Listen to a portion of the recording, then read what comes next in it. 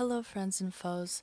I value authenticity above all else, and I believe that our earliest rationalizations are some of the most valuable ones. So, I wanted to share some insights of my youth, and I know this is quite an abnormal video, but feel free to listen and see if there's any relatability to be garnered from this. So, alas, here we go. Conversation came hard as a child. Every time I looked into someone's face, I saw a few 100,000 years of hominid evolution. Perhaps not legitimately, but in an associative manner. I found it incredibly hard to focus on the linear words coming out of someone's mouth. My eyes would dart around the room, desperate to avoid their gaze. I don't think I can express just how everything I perceived boiled down into its particulate matter in mere seconds. This plagued me. And my collective experiences and life perspectives were so trivially small, I was subjected to a perpetually absurd clash of my reality compared to the socially expressed ones. Everything was absurd. Everything was dynamic. And everything had weird pieces of interconnected substrates, yet I have been so far removed, scrambling to put the pieces together of exactly what is wrong with me. I can't recognize faces well. I was made aware of this when I failed to recognize an actor in the main role 3 separate times. There's some disconnect in my mind.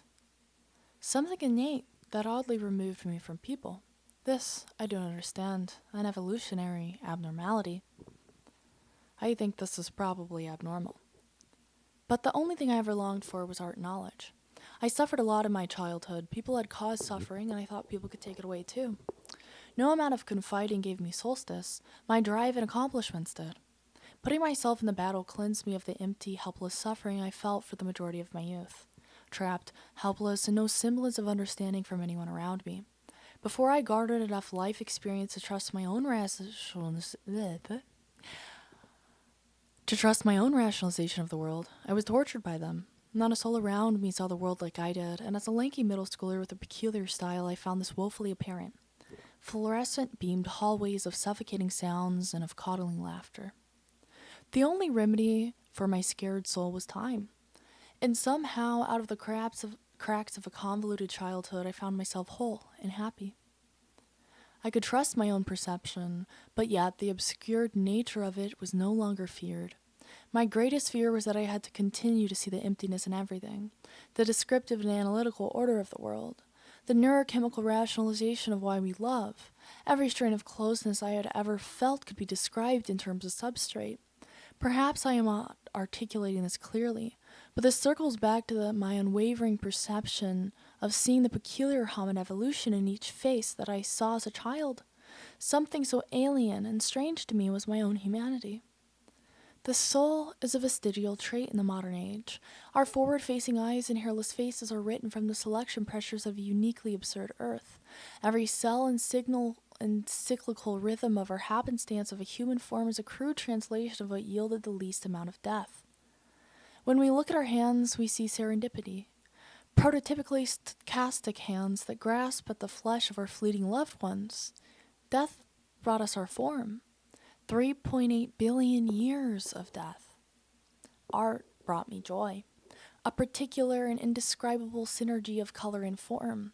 This is what reconciled me. The trees around me were not enough. The blades of manicured Bermuda grass under the expansive Kansas sky brought no resolve. But the strange tinge of order and peace I felt when gazing at a strangely congruent concoction of beauty beamed emotions into me that nothing else could extract. Some abstract of our vestigial soul. But I fell in love with human physiology. I would read and read again every book I could get my hands on the matter, old medical books from 1910 to pearly graphical collections of different types of cuts, sagittal cuts of the brain, everything out in front of me that also sat within. I do not intend to portray complete disassociation. As a young teenager, certainly to some extent I did entertain the idea of friends, but I found it nearly impossible as I was quite odd, quite off, quite uninterested in most general topics of conversation. Additionally, every interaction I had with anyone my brain pieced apart, boiled it down to the smallest particulate and created a paranoid tinge. Or perhaps this was a feeling of guilt.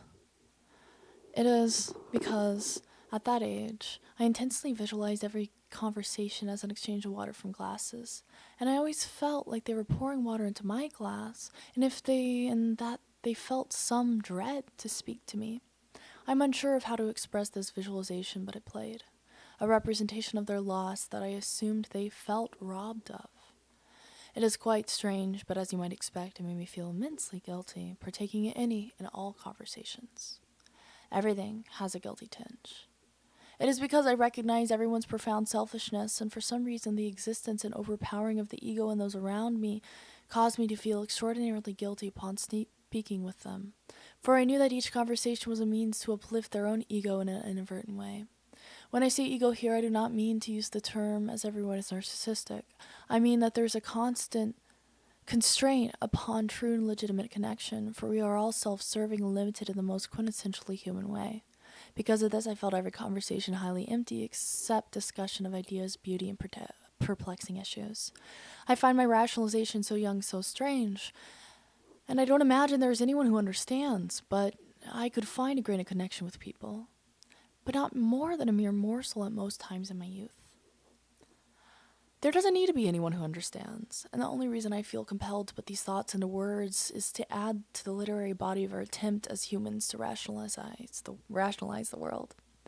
These early and raw perceptions are what I believe to be valuable. As strange and as abnormal as they might be for a social species, I am intelligent, my rationalizations are odd, life is absurd, but beauty and strife bring me peace. The joyful irony of what we expect versus what we get and melting into laughter is a lovely life.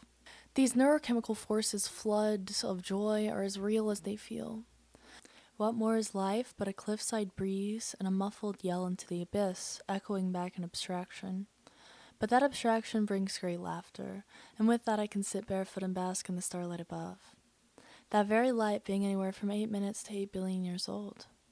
This is life, and as long as I meet everything with a question and a comfortable curiosity, I thrive. As long as I live in a strange mimicry of an evolutionarily vindicated life, coddling those strange elements of human existence, I can sleep peacefully. Thank y'all. Comment on my YouTube video with your thoughts. Or don't do that. Okay. Bye-bye.